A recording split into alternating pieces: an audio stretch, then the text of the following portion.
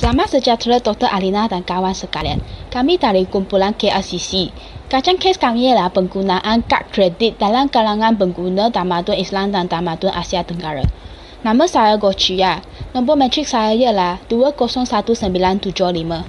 Sekarang saya akan menjelaskan apa itu pengguna. Sebenarnya semua manusia merupakan pengguna sepanjang hayat. Secara umumnya, pengguna merupakan individu atau isi rumah yang menggunakan perangan dan perkhidmatan yang dihasilkan dalam ekonomi serta sumber alam sekitar yang sedia ada bagi memenuhi kehendak dan keperluan mereka dalam kehidupan seharian. Terdapat 8 jenis hak pengguna, iaitu hak untuk keperluan asas, hak untuk pembahasan, hak untuk bersuara, hak untuk membuat pilihan, hak untuk mendapatkan maklumat, hak untuk pendidikan pengguna, hak untuk mendapatkan barangan dan perkhidmatan selamat dan hak untuk hidup dalam persekitaran yang kondusif. Seterusnya, kad kredit pula merupakan sejenis kad pembayaran yang dikeluarkan kepada pengguna bagi membolehkan mereka mendapatkan barangan dan perkhidmatan berdasarkan perjanjian si pemegang kad kepada pengeluar kad. Kad kredit perlu digunakan dengan berhati-hati bagi mengelakkan berlakunya segala penipuan atau penyalahgunaannya. Contoh-contoh kad kredit iaitu kad kredit petrol, kad kredit ganjaran, kad kredit pulangan tunai dan sebagainya. Dalam kajian kes ini, kami menyasarkan 4 objektif utama, iaitu objektif pertama, mengenal pasti isu penggunaan kad kredit dalam kalangan pengguna. Objektif kedua, menghuraikan punca dan kesan isu penggunaan kad kredit dalam kalangan pengguna. Objektif ketiga, meneliti langkah-langkah yang berkesan dalam menangani isu berkaitan kad kredit dalam kalangan pengguna. Dan objektif keempat, membincangkan mengenai kemudaratan penggunaan kad kredit dalam usaha membentuk pengguna yang bijak. Okey, seterusnya ialah saya akan menerangkan punca penyalahgunaan kad kredit. Yang pertama adalah kurangnya pengetahuan mengenai kepentingan kad kredit. Yang kedua adalah pengurusan kewangan yang tidak cekap. Yang ketiga adalah membuat pembelanjaan yang tidak terurus.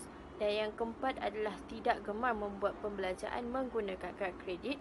Dan yang kelima adalah digunakan bagi memenuhi kepuasan dan kemahuan pengguna dalam membuat pembelanjaan. Assalamualaikum, nama saya Suhana Sanam Syukri, nombor matriks 204227. Okey, bahagian saya adalah kesan penggunaan kad kredit dalam kalangan pengguna. Seperti yang kita tahu, penggunaan kad kredit ni sebenarnya memberikan manfaat kepada kita sebagai pengguna, namun ia juga akan mendatangkan kesan negatif jika kita tidak menggunakannya dengan baik. Kesan positif penggunaan kad kredit dalam kalangan pengguna yang pertama ialah dapat mengurangkan penggunaan wang tunai oleh masyarakat. Melalui cara ini, kita tidak perlu membawa wang tunai banyak ketika membeli belah. Kita hanya menggunakan kad kredit untuk membuat perbelanjaan. Kedua, pengurangan kadar faedah dalam pembelian.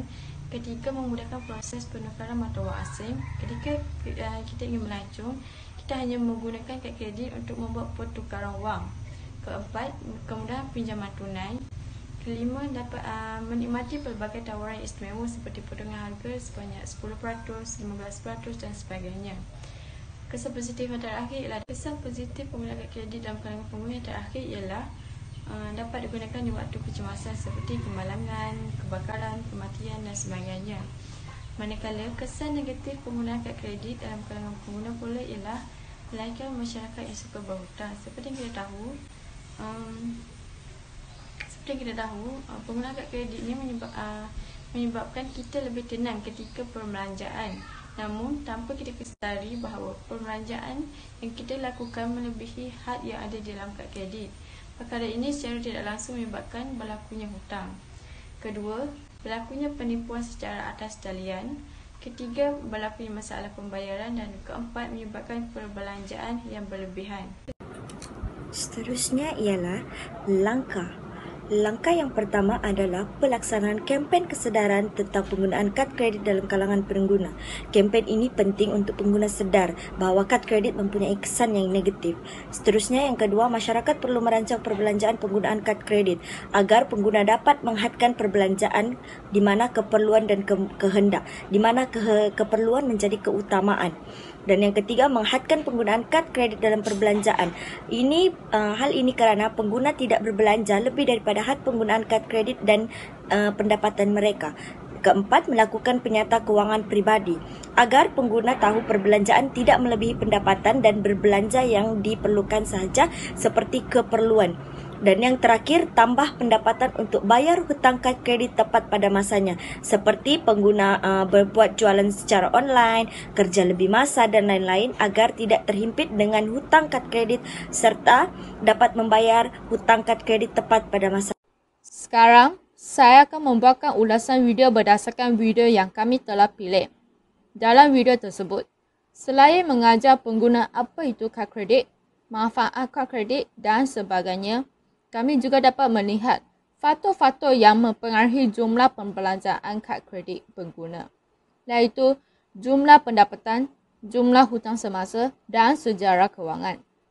Ketiga-tiga faktor tersebut secara tidak langsungnya akan mempengaruhi jumlah yang ingin dibelanja oleh pengguna untuk membeli barangan dalam pasaran. Contohnya, hutang semasa pengguna yang tinggi akan mempengaruhi wang yang perlu dibelanjakan oleh pengguna. Hal ini menyebabkan jumlah pembelanjaan kad kredit pengguna berkurang. Selain itu, mesej yang ingin disampaikan oleh video tersebut kepada pengguna adalah menyuruh pengguna supaya jimat cermat dan bijaksana dengan menggunakan kad kredit, iaitu tidak terlebih berbelanja, serta menyuruh pengguna patuhi undang-undang dan menjagakan tanggungjawab bersama. Selain itu, saya akan membuat kesimpulan berdasarkan penggunaan kad kredit dalam kalangan pengguna. Penggunaan kad kredit semakin popular sekarang. Terdapat semakin ramai pengguna bermula menggunakan kad kredit dan kurang guna wang kertas. Namun, pengguna perlu fahami, kad kredit mempunyai kebaikan dan keburukan seperti kad kredit memudahkan transaksi pembelian barangan dan keburukannya adalah jika pengguna terlebih berbelanja atau terlebih menggunakan kad kredit akan menyebabkan hutang pengguna meningkat. Tetapi, bagaimana nak menggunakan kad kredit adalah bergantung kepada sikap pengguna itu sendiri. Pengguna perlu tahu, dengan memiliki kad kredit, perlulah menanggung bebanan yang tinggi, seperti faedah yang perlu dibayarkan dan lain-lain. Oleh itu, pengguna perlulah bijaknya dengan menggunakan kad kredit dengan tidak terlebih berbelanja serta membayar faedah bank pada masa yang ditetapkan. Sekian, terima kasih.